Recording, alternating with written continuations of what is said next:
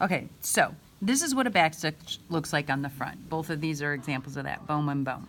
This is what it looks like on the back. Like there's a lot more material. The back stitch is a really sturdy stitch that will make it so that you can sew your clothes or something like that. If you want to make something so that it's going to last, you want to use the back stitch because it's got a lot more. Doing the running stitch, we just it's kind of just to hold it in place, kind of almost temporary, because if you messed up and you pulled it out, you know how easy it is to pull it out. So right now what I'm going to do is I'm going to lace the back stitch. And again, when we do this, we always want our knots on the back side of the fabric, because the back side we can make look pretty much as ugly as we want, but the front side we want to be pretty. So what you're going to do when you're lacing your back stitch, and this is different than the running stitch, because with the running stitch we whipped it, and if I was using the sharp part of the needle it would work better. We whipped it, which is kind of just wrapping around. With lacing it, it's almost exactly like it sounds. It's like lacing your shoes. So it kind of goes back and forth and back and forth. And what ends up happening is I don't go through the fabric. I just go under the stitch, and I go from one side to the other side. If you're doing the heart, you're going to want to tack it. You're going to want to come through and come out of your fabric, like tack it down at your points, because you want your points to be nice and sharp.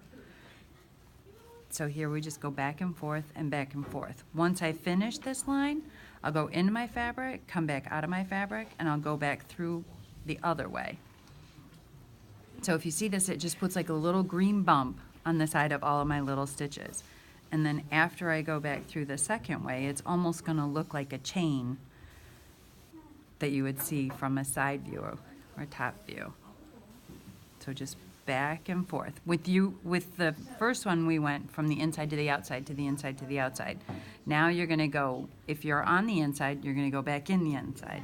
If you're on the outside, you're going to go back in on the outside. So it's just snaking it through here, kind of. There's a couple of diagrams if you click on the hashtag too, which show you in picture form if that's an easier way for you to figure this out. We do this in a couple of different ways just so you guys can, because maybe watching a video isn't your thing, but reading a diagram is.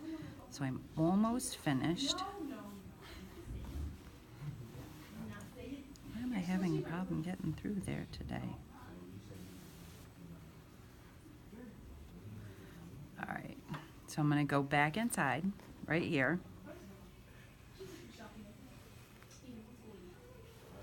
She says like it's easy today. This is a quilt that I got at some estate sale, and basically probably somebody's grandma started it and never quite finished it, so I decided it would be a good way to show you guys how to do each one of the stitches, and I could get it looking kind of cool. These quilts where they're doing this like this, where there's no rhyme or reason, are called crazy quilts. Most of the time they're like, all right, come in here really tight. So what we're going to do now that I did that is I'm going to go the other way. Still just going under the stitch and pulling it through. But you see how it leaves green on both sides of that then?